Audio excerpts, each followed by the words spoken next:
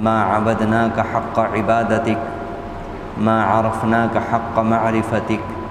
او كما قال عليه الصلاة والسلام اللهم صل على سيدنا محمد وعلى آل سيدنا محمد وبارك وسلم صلی اللہ علی النبی الأمی صلی اللہ علی النبی الأمی۔ واجب الاحترام بزرگوں، قابل قدر دینی ایمانی بھائیوں اور دور بیٹھی سن رہی بہت عزت و احترام کے مستحق عزیز ماؤں اور بہنوں، گزشتہ جمعہ رمضان المبارک کا جمعہ تھا اور یہ رمضان المبارک کے بعد کا پہلا جمعہ ہے۔ اس موقع پر چند باتیں ہم سب لوگوں کے سامنے آ جائیں، اللہ تعالیٰ ان باتوں کو ہمارے دلوں کے اندر اتار دیں اور ان باتوں پر ہم سب کو اللہ تعالیٰ اپنے فضل و کرم سے عمل کی توفیق عطا فرما دیں، تو ہم سب کے لیے وہ نفع کا ذریعہ ہوگا اور آخرت کے درجات ملنے کا ذریعہ بنے گا انشاءاللہ۔ اس موقع پر ایک جذبہ ہم سب کے دلوں کے اندر یہ پیدا ہونا چاہیے کہ ہم سب اللہ رب العزت کا شکر ادا کریں کہ اس نے ہم سب کو زندگی میں ایک مرتبہ پھر رمضان المبارک کا موقع عنایت فرمایا، اور جیسی بھی ٹوٹی پھوٹی عبادت ہی صحیح اللہ تعالیٰ نے اپنے فضل و کرم سے ہم سب کو رمضان المبارک میں روزے رکھنے کی توفیق مرحمت فرمائی، تراویح پڑھنے کی توفیق مرحمت فرمائی، اور اس کے علاوہ اللہ تعالیٰ نے ہمیں ذکر اذکار کی، نوافل کی کثرت کی، تہجد کی نماز ادا کرنے کی اور دعا مانگنے کی، لیلۃ القدر میں تھوڑا بہت جاگنے کی، بیٹھنے کی، اپنی زندگی کے بارے میں سوچنے کی، آخرت کی فکر کرنے کی، اللہ تعالیٰ نے ان سب چیزوں کی ہم سب کو توفیق مرحمت فرمائی۔ اس پر اللہ رب العزت کا ہم جتنا شکر ادا کریں اتنا کم ہے۔ تنہا اگر ہم اس بات کو دیکھیں کہ اللہ تعالیٰ نے جو ہمیں تراویح کی نعمت مرحمت فرمائی تھی، تو یہ کتنی عظیم الشان نعمت ہے کہ تراویح میں 20 رکعتیں ہوتی ہیں اور 20 رکعت میں 40 سجدے ہو گئے، اور اگر ہم 30 دن کے سجدے جوڑیں تو 1200 سجدے ہو جاتے ہیں۔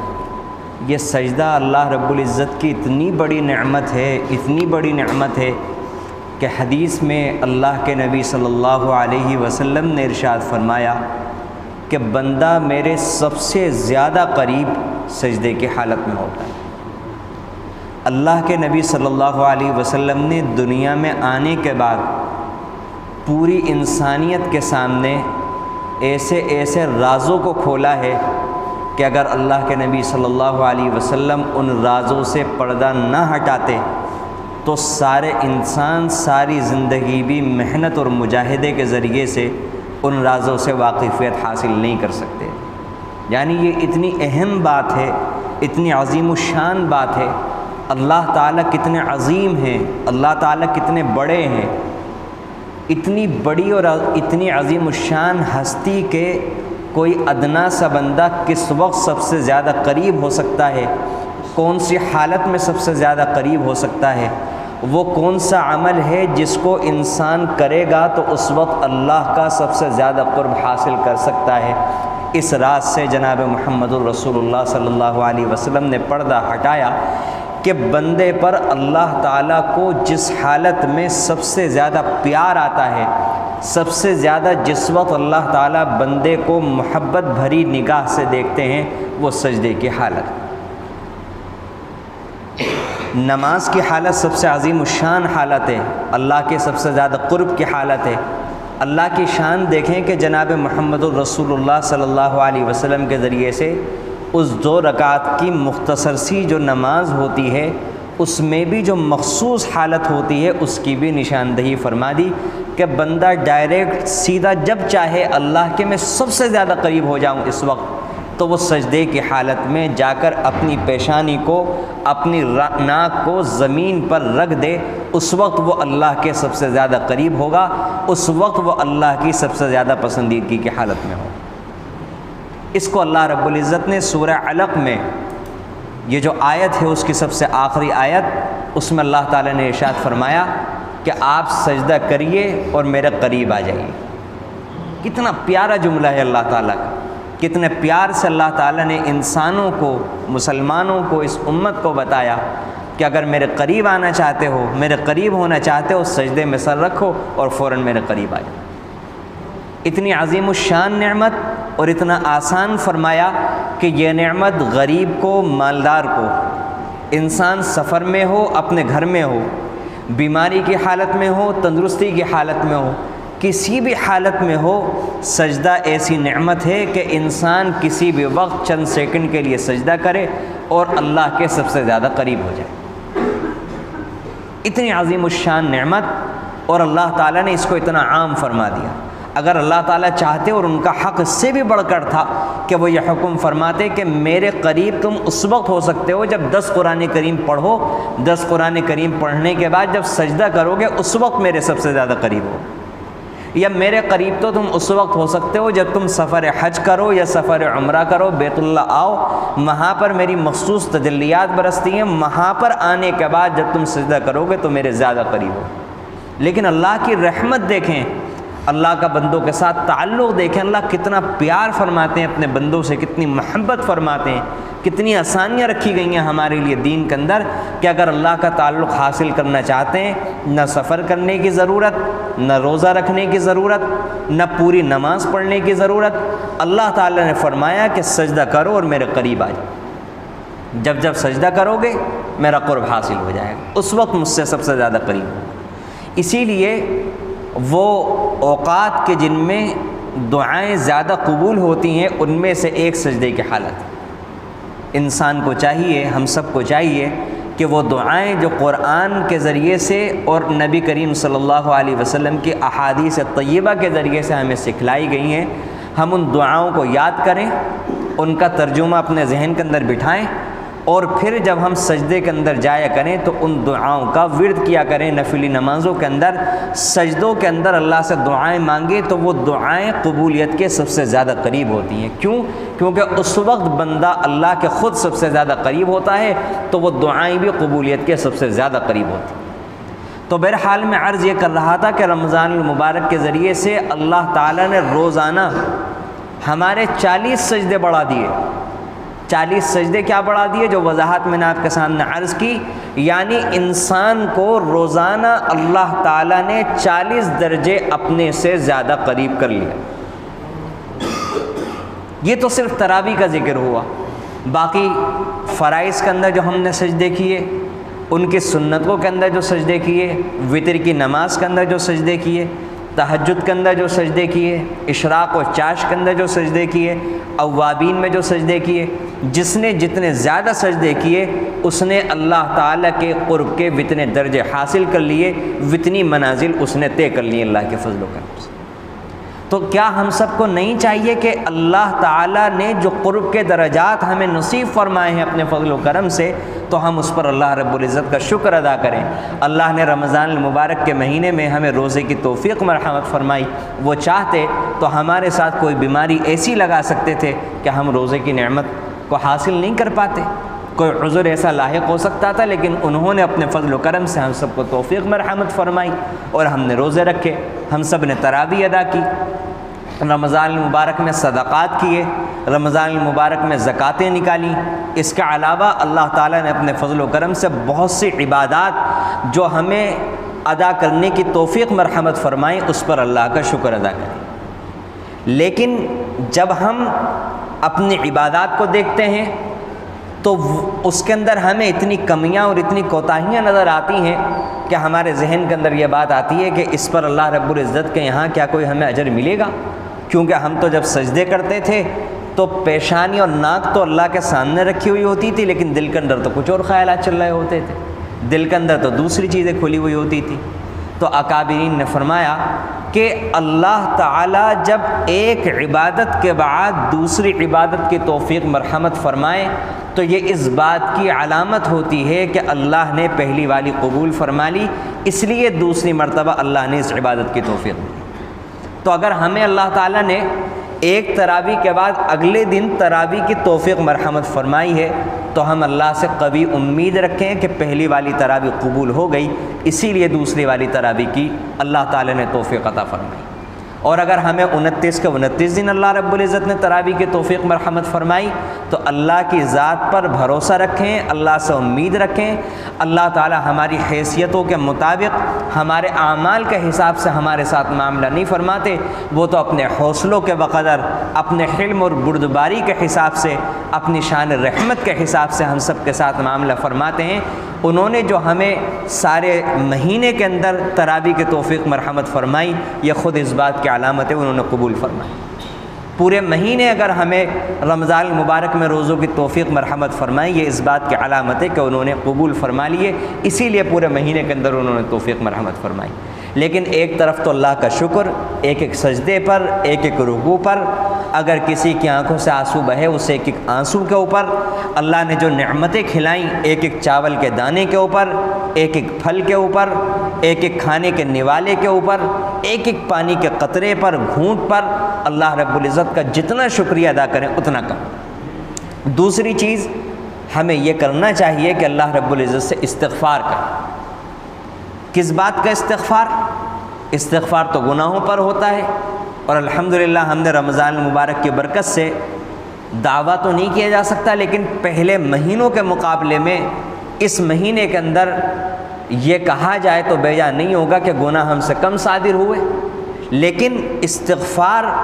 شریعت بتاتی ہے، قرآن ہمیں بتاتا ہے کہ نیک لوگوں کا معاملہ یہ ہوتا ہے کہ وہ عبادت کرنے کے بعد بھی اللہ سے استغفار کرتے ہیں، اس بات کے اوپر کہ اللہ اس عبادت کا جو حق تھا، جو ادا کرنا چاہیے تھا، وہ ہم سے نہیں ہو سکا۔ اور اس معاملے میں اللہ کے نبی صلی اللہ علیہ وسلم سے بڑھ کر عبادت گزار کون ہوگا؟ اللہ کے نبی صلی اللہ علیہ وسلم سے بڑھ کر کون متقی ہوگا؟ لیکن میں نے جو آپ کے سامنے شروع میں حدیث تلاوت کی تھی، اس میں اللہ کے نبی صلی اللہ علیہ وسلم یہ دعا کرتے ہوئے نظر آتے ہیں،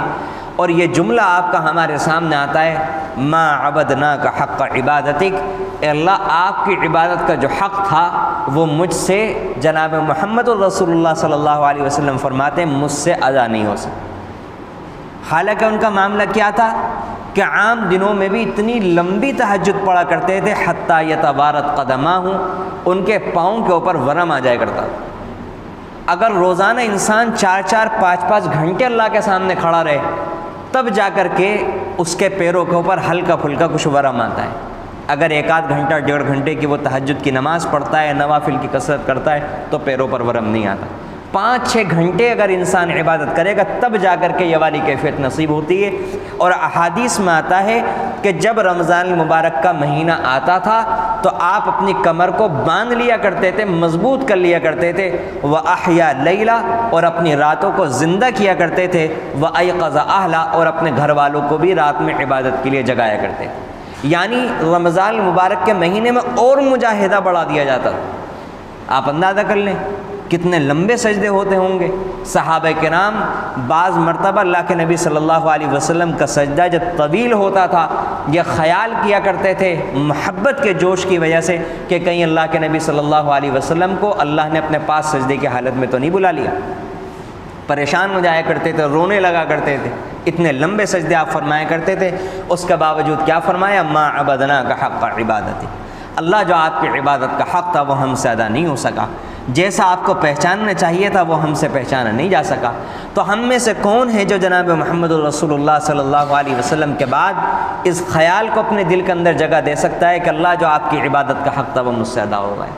تو ہمارے دل کے اندر اس بات کا اعتراف ہونا چاہیے، یہ جذبہ پیدا ہونا چاہیے کہ اللہ جتنی بھی عبادت کی توفیق مرحمت فرمائی آپ نے اپنے فضل و کرم سے، اس پر آپ کا شکر اور احسان، زمین و آسمان سے بڑھ کر آپ کا شکر اور احسان، پانی کے قطرات سے بڑھ کر آپ کا شکر اور احسان، ریت کے ذرات سے بڑھ کر آپ کا شکر اور احسان۔ لیکن اے اللہ جو اس کا حق تھا، اللہ جیسا روزہ رکھنا چاہیے تھا، اس کے جو آداب تھے، اللہ وہ ہم سے ان آداب کی رعایت نہیں ہو سکی، اس کمی کوتاہی کو معاف فرما دیجیے۔ اللہ تراویح میں جو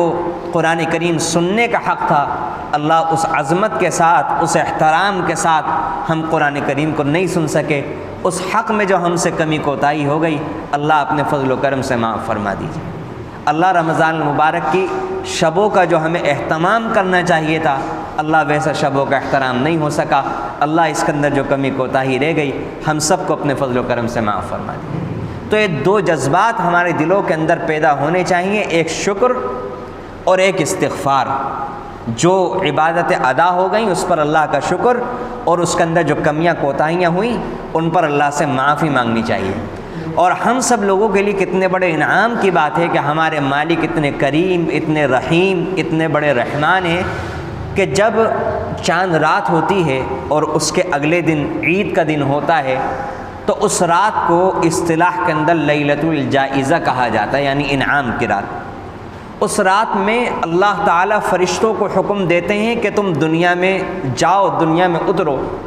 اور جب انسان عید کی نماز کے لیے نکلتا ہے تو فرشتے اسے مبارکباد دے رہے ہوتے ہیں اور کہتے ہیں کہ تمہارے لیے خوشخبری ہو، تمہارے لیے خوشخبری ہو، تمہارے لیے مبارکبادیں ہوں، تم جاؤ اس پروردگار کے دربار کی طرف کہ جو بہت زیادہ دیتا ہے، بہت زیادہ دینے والا ہے۔ یعنی تم عیدگاہ کے اندر جا رہے ہو، وہاں جا کر اللہ سے جو مانگو گے آج اللہ اتنے خوش ہے تمہیں وہ سب کچھ نواز دیں گے۔ اور اس کے بعد جب ہم سب لوگ عیدگاہ میں، جامع مسجدوں میں اور مختلف میدانوں میں، مسجدوں میں جمع ہوتے ہیں تو اللہ تعالیٰ اس مجمع کو دیکھ کر فرشتوں کو دکھا کر کہتے ہیں کہ فرشتوں مجھے یہ بتاؤ اس مزدور کے ساتھ کیا معاملہ کرنا چاہیے جس مزدور نے مزدوری پوری کر لی۔ کیا شان ہے اللہ کی، یہ فرمانا ہے کہ مزدور نے مزدوری پوری کر لی ہو۔ ہم جیسے نااہل، نکمے اور چور مزدور، ان کے بارے میں اللہ تعالیٰ خود فرما رہے ہیں کہ جس نے مزدوری پوری کر لی ہو، فرشتوں کے سامنے فخر کر رہے ہیں، کیونکہ انہوں نے کہا تھا آپ ایسی مخلوق پیدا کر رہے ہیں جو زمین میں جا کے فساد مچائے گی۔ اس لیے ان سے سوال کیا کہ دیکھو تم تو یہ کہتے تھے فساد مچائے گی، میرے بندوں نے تو میرے خوف کی وجہ سے، میری محبت کی وجہ سے پورے مہینے روزے کے وقت میں ایک پانی کا قطرہ اپنے حلق کے نیچے نہیں اترنے دیا، ایک چنے کے دانے کے برابر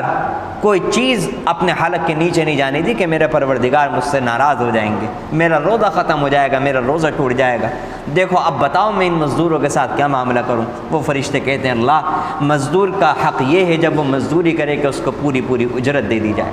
اب اللہ کی رحمت جوش میں آتی ہے، اللہ تعالیٰ 3 قسمیں کھاتے ہیں کہ مجھے میرے عزت و جلال کی قسم،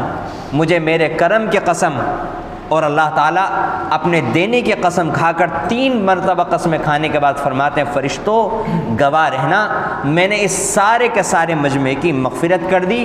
اور ان کے روزوں کے اندر جو کمیاں ہوئی تھی، جو کوتاہیاں ہوئی تھی، جو تراویح کے اندر کمیاں کوتاہیاں ہوئی تھی، اس ماہ مبارک کے احترام کے اندر جو کمیاں کوتاہیاں ہوئی تھیں، اور یہ جو ان سے ٹوٹی پھوٹی چھوٹی موٹی غلطیاں ہو گئی تھیں، میں نے ان غلطیوں کو نیکیوں سے بدل دیا۔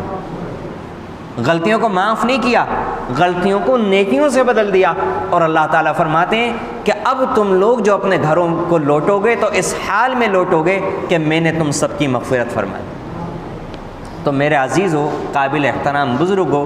قابل احترام عزیز ترین ماں اور بہنوں، اللہ تعالیٰ نے عید کے دن ہم سب مسلمانوں کی، ہم نے جو توبہ کی،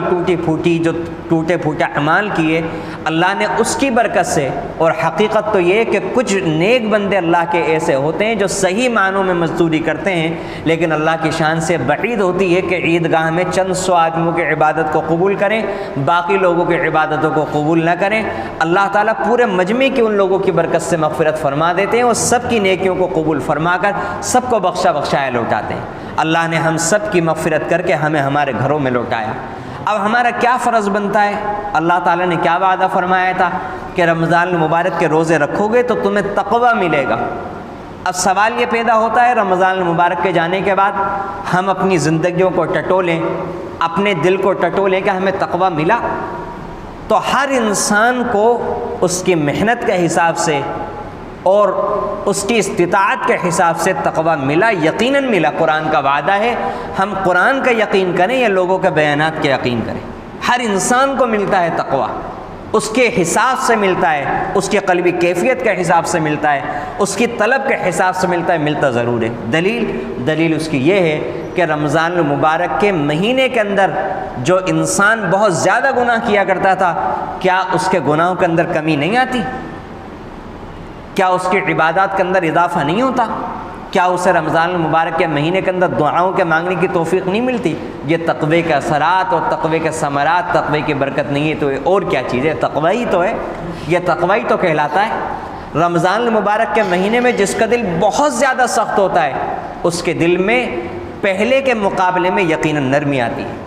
جو بالکل دعائیں نہیں مانگتا وہ تھوڑی بہت دعائیں ضرور مانگتا ہے، جو بالکل عبادت نہیں کرتا وہ تھوڑی بہت عبادتیں ضرور کرتا ہے، ضرور اللہ کی طرف میلان ہوتا ہے، ضرور جنت کے سوال کی فکر ہوتی ہے، ضرور جہنم سے پناہ کی فکر ہوتی ہے، ضرور بے ضرور اپنی زندگی کو بدلنے کی فکر ہوتی ہے، ضرور بے ضرور قبر کے عذاب، وہاں کے سوال، وہاں کے حساب و کتاب کا خیال ضرور آتا ہے۔ یہی تو تقویٰ ہے۔ اب اللہ تعالیٰ یہ چاہتے ہیں کہ بندو جو کیفیت، جو قوت، جو طاقت ایک مہینے ایک تربیتی کورس سے گزار کر میں نے تمہارے دلوں کے اندر پیدا کی تھی، اب اس طاقت سے کام لو، اس طاقت سے فائدہ اٹھاؤ۔ اب سال کے باقی 11 مہینے اور باقی زندگی یہ عہد کر لو، اپنے نفس کے ساتھ سمجھوتا کر لو کہ اب انشاءاللہ ساری زندگی میں اللہ رب العزت کی فرما برداری کے ساتھ گزاروں گا۔ اب میں غلط نہیں دیکھوں گا، غلط نہیں بولوں گا، غلط نہیں سنوں گا، شرمگاہ سے بھی گناہ نہیں کروں گا، پیٹ میں حرام بھی نہیں جانے دوں گا، ہر بڑے چھوٹے گناہ سے بچنے کی بھرپور کوشش اور فکر کروں گا۔ اور اگر گناہ ہو جائے تو جیسے ہی گناہ ہو جائے فوراً اللہ تعالیٰ سے توبہ کر لیں۔ اللہ میں نے آپ سے وعدہ کیا تھا رمضان المبارک کے مہینے کے جانے کے بعد اور رمضان المبارک کے مہینوں کی مبارک راتوں میں کہ اب گناہ نہیں کروں گا۔ اللہ میں کمزور ہوں، اللہ مجھ سے توبہ ٹوٹ گئی، مجھ سے گناہ ہو گیا، اللہ مجھے پھر معاف کر دیجیے۔ پھر اللہ تعالیٰ معاف فرما دیں گے، پھر اگلے دن گناہ ہو جائے پھر توبہ کر لیں۔ اگر ہم اس طریقے پر اپنی زندگی کو گزارنا شروع کریں گے تو انشاءاللہ جب اگلا رمضان المبارک کا مہینہ آئے گا تو ہماری زندگی 20%، 30%، 40% جو جیسی محنت کرے گا، کسی کی 100% وہ گناہوں سے پاک صاف ہو چکی ہوگی۔ اور وہ بندے جو اپنے دلوں سے رمضان المبارک کے مہینے کے آنے سے پہلے گناہوں کے داغوں کو صاف کر لیتے ہیں، اپنے دلوں کو پاک کر لیتے ہیں، وہ محسوس کرتے ہیں کہ رمضان المبارک کے مہینے میں اللہ کی طرف سے کیسے انوارات و برکات کی، کیسے رحمتوں کی بارش ہوتی ہے، پھر ان کے درجات اور بڑھا دیے جاتے ہیں، ان کی نمازیں اور اعلیٰ کوالٹی کی کر دی جاتی ہیں، ان کے روزے اور شاندار کر دیے جاتے ہیں، ان کو دعائیں مانگنے کا ذوق اور کیفیت و طلب اور مزید دے دی جاتی ہے۔ تو ہمیں اگلے سال اپنی نمازوں کو بڑھوانا ہے، کیفیت کے اعتبار سے اپنی نمازیں اور اچھی کروانی ہے رمضان المبارک کے مہینے کے آنے سے پہلے۔ اس لیے ہمیں رمضان المبارک کے آنے تک کا وقت اب ایسا گزارنا ہے کہ ہم سے جان بوجھ کر پلاننگ کے ساتھ کوئی گناہ سرزد نہ ہو، ہماری کوئی نماز نہ چھوٹے۔ اللہ تعالیٰ نے اپنے فضل و کرم سے ہم ہی لوگ تو تھے جنہوں نے تراویح کو پابندی کے ساتھ ادا کیا، اب تراویح کی نماز اللہ تعالیٰ نے ختم فرما دی۔ اب اللہ تعالیٰ نے رمضان المبارک کے جو روزے کا فریضہ عائد تھا وہ ہم سے پورا فرما دیا۔ اب اس کے بعد جو نمازیں تھیں وہ باقی رہ گئیں، جو گناہوں سے بچنے کے احکامات تھے وہ باقی رہ گئے۔ اس لیے اب ہم بہت سوچ سمجھ کر، اللہ نے ہمارے دلوں کو پاک کر دیا، صاف کر دیا۔ اب یہ کون سی سمجھداری ہے کہ پورے مہینے محنت کر کے اللہ نے تو انعامات کی بارشیں فرمائیں، اللہ نے تو ہماری مبارکباد کے لیے فرشتوں کو نازل فرمایا، ہم جیسے گناہگاروں پر اللہ تعالیٰ نے فرشتوں کے سامنے فخر فرمایا، اللہ نے ہمیں گناہوں سے پاک صاف کر کے ہمارے گھروں پر لوٹایا اور ہم نے نمازیں پڑھنی بند کر دی۔ گویا کہ ہم نے اپنے عمل سے یہ کہا کہ اللہ تعالیٰ نے صرف رمضان المبارک کے مہینے میں نمازیں فرض کی ہوئی تھی اور رمضان گیا اور اب اللہ تعالیٰ نے نمازیں معاف کی۔ اس لیے میرے عزیز و قابل احترام بزرگوں، ہم ذرا ہمت سے کام لیں اور جو اذکار، جو نوافل ہم نے رمضان المبارک کے مہینے میں شروع کیے تھے اب وہ اتنی بڑی تعداد میں تو ہم نہیں کر سکیں گے، تو تھوڑا بہت اس کا سلسلہ بھی ہم جاری رکھیں۔ ایک تسبیح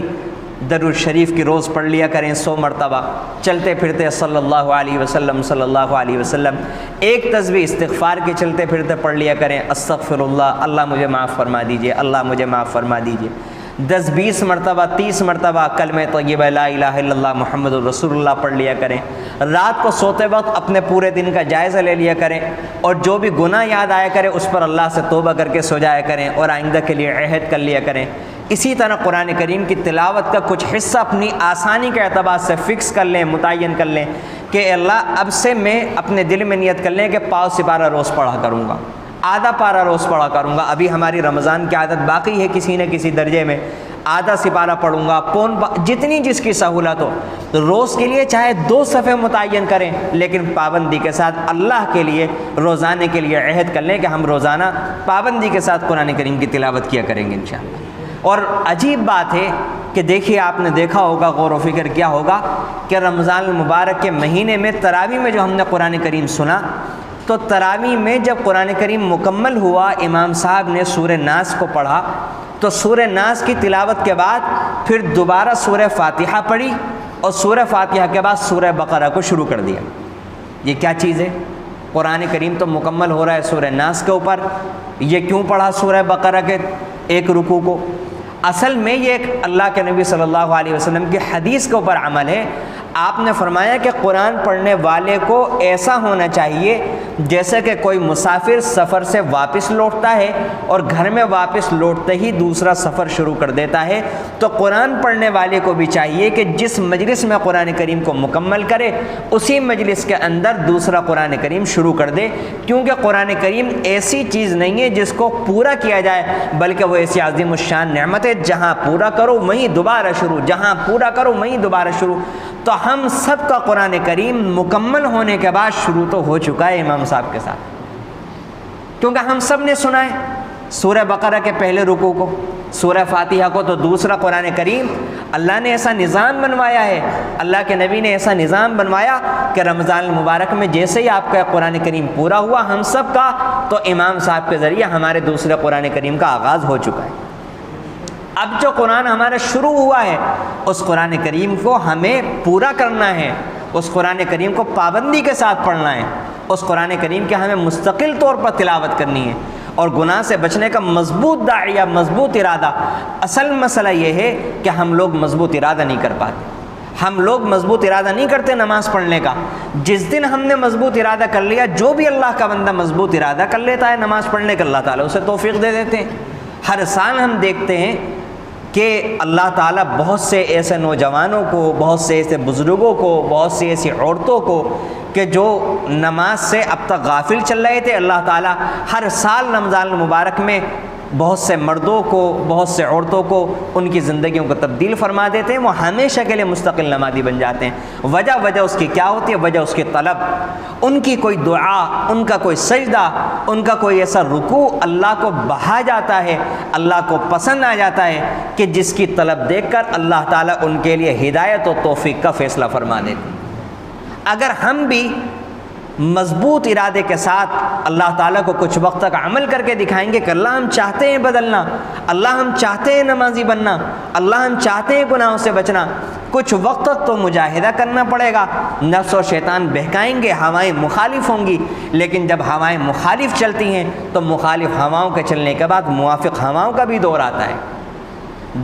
جب میں نے گزشتہ ہفتے مثال عرض کی تھی، موسم خزاں آتا ہے کہ جس میں درخت کے سارے پتے جھڑ جاتے ہیں، تو اس موسم کے بعد موسم بہار بھی آیا کرتا ہے۔ اس لیے نوجوانوں، قابل احترام بزرگوں، عزیز ترین ماں اور بہنوں، کچھ وقت شیطان مقابلہ کرے گا،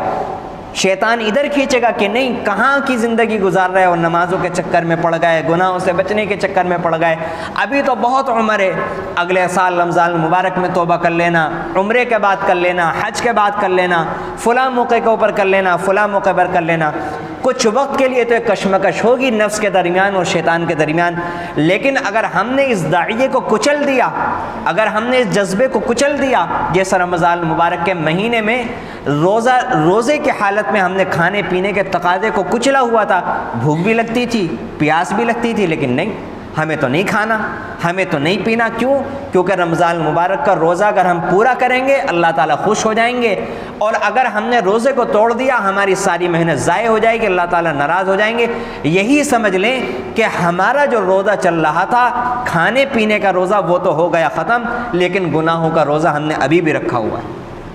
گناہوں کا روزہ ابھی بھی باقی ہے، ساری زندگی کے لیے اللہ نے ہمارا گناہوں کا روزہ رکھوایا ہوا ہے۔ جیسے ہی ہم گناہ کرتے ہیں وہ ہمارا روزہ ٹوٹ جاتا ہے اور ہماری محنت خراب ہونے لگتی ہے، ہماری نیکیاں ضائع ہونے لگتی ہیں۔ اس لیے جیسے ہم رمضان المبارک میں سمجھاتے تھے اپنے آپ کو، بھوک بھی لگتی تھی، پیاس بھی لگتی تھی کہ نہیں ہمیں روزہ نہیں توڑنا، اگر روزہ ہم نے توڑ دیا تو اللہ تعالیٰ ناراض ہوں گے۔ ایسے ہی جب گناہوں کا تقاضا، گناہوں کا داعیہ پیدا ہوگا تو اپنے آپ کو سمجھانے نہیں،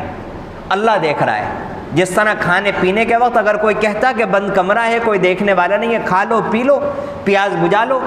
کون کس کو بتائے گا؟ تو انسان کیا کہے گا کہ ارے بھائی یہ جو ہم نے روزہ رکھا ہوا ہے یہ کسی کو دکھانے کے لیے نہیں رکھا ہوا ہے، تو اللہ کی رضا حاصل کرنے کے لیے رکھا ہوا ہے، اور وہ تو بند کمروں میں بھی دیکھنے پر قادر ہے۔ بالکل اسی طرح جو اللہ ہم اگر روزے کی حالت میں کھاتے تو ہمیں دیکھنے پر قدرت رکھتے تھے اور رکھتے ہیں، وہی اللہ جب ہم جھوٹ بولتے ہیں اپنی زبان سے تو ہمارے جھوٹ کو سننے پر قدرت رکھتے ہیں اور سنتے ہیں۔ جب ہم بازاروں میں غلط دیکھتے ہیں تو اللہ تعالی ہمیں دیکھتے ہیں۔ تو ہمیں اللہ سے حیا کرنی چاہیے اور مضبوط ارادہ کرنا چاہیے کہ انشاءاللہ جیسے ہم رمضان المبارک میں قرآن کریم کی تلاوت کر رہے تھے تو کسی نہ کسی درجے میں اگلے سال رمضان تک اور ساری زندگی ہم قرآن کریم کی تلاوت کے سلسلے کو برقرار رکھیں گے، نماز کی پابندی کریں گے۔ جیسے فجر کی نماز میں ہم لوگ خود بیدار ہو رہے تھے، اسی طریقے سے ہم سال کے 11 مہینوں میں بھی بیدار ہوں، اپنے گھر کے افراد کو بھی بیدار کریں اور پابندی کے ساتھ ہم 5 وقتہ نمازی بنیں، گناہوں سے بچنے والے بنے اور تقوی کی جو نعمت اللہ نے ہمارے دلوں کے اندر پیدا کی ہے اپنے فضل و کرم سے، رمضان المبارک کی برکت سے، اس تقوی کی صفت کو، اس کیفیت کو بڑھائیں اور رمضان المبارک کی برکت سے اللہ سے جو ہمارا تعلق جڑا ہے، قابل احترام نوجوانوں، قابل احترام بزرگوں، قابل عزت عزیز ترین ماں اور بہنوں، اس تعلق کو اب گناہ کر کے، اس تعلق کو اب نمازوں کو ترک کر کے توڑیں نہیں۔ اللہ سے تعلق توڑ کر ہم کہاں جائیں گے؟ اللہ سے تعلق توڑ کر پھر ہمارے اوپر مصیبت اور پریشانیوں کے انبار نہیں لگیں گے تو اور کیا ہوگا؟ اللہ سے جو تعلق جڑا ہے رمضان کی برکت سے، اس تعلق کو بڑھانا ہے۔ وہ تعلق بڑھے گا نماز کے ذریعے سے، وہ تعلق بڑھے گا پیشانی کو اللہ کے سامنے جھکانے کے ذریعے سے۔ جو انسان نماز نہیں پڑھتا قرآن کے بیان کے مطابق، وہ اللہ کی نظر میں سب سے بڑا متکبر ہے۔ کیوں؟ کیونکہ ابلیس نے اللہ کے سامنے سجدہ کرنے سے انکار کیا تھا۔ قرآن نے بیان دیا ابا واستکبر، اس نے انکار کیا اور بڑائی اختیار کی۔ تو جو انسان نماز نہیں پڑھتا وہ بہت بڑا متکبر ہے، گویا کہ وہ اپنے عمل سے یہ کہتا ہے مجھے نماز کی کوئی ضرورت نہیں ہے، میرے پاس بہت کچھ ہے، مجھے اب اللہ سے کچھ لینے کی ضرورت نہیں۔ ظاہر ہے کوئی بھی مسلمان مرد اور عورت کوتاہی اور غفلت کی وجہ سے گناہ میں مبتلا تو ہو جاتا ہے، نماز چھوڑ دیتا ہے، لیکن اس کے دل کے اندر کبھی بھی یہ خیال نہیں آتا۔ لیکن اگر وہ یہ عمل کرتا ہے تو گویا کہ وہ اللہ سے یہی کہہ رہا ہے اپنے عمل کے اعتبار سے۔ اس لیے ہم لوگ مضبوط ارادہ کریں کہ انشاءاللہ اب کوئی نماز نہیں چھوڑیں گے، اور ابھی اللہ نے جو ہمارے لیے سہولت کی ہوئی تھی اگر ہم پابندی کے ساتھ کرتے رہیں گے تو اب بھی ہمارے لیے آسانیاں ہوں گی، اور کچھ وقت کے بعد نمازوں کی پابندی طبیعت کا ایسا حصہ بن جائے گی جیسے کھانے پینے میں ہمیں مزہ آتا ہے، ایسا نماز پڑھنے میں بھی ہمیں انشاءاللہ مزہ آنے لگے گا۔ اللہ رب العزت سے دعا ہے کہ اللہ تعالیٰ ان تمام باتوں پر ہم سب کو عمل کی توفیق عطا فرمائے۔ آمین۔ وآخر دعوانا الحمدللہ رب العالمین۔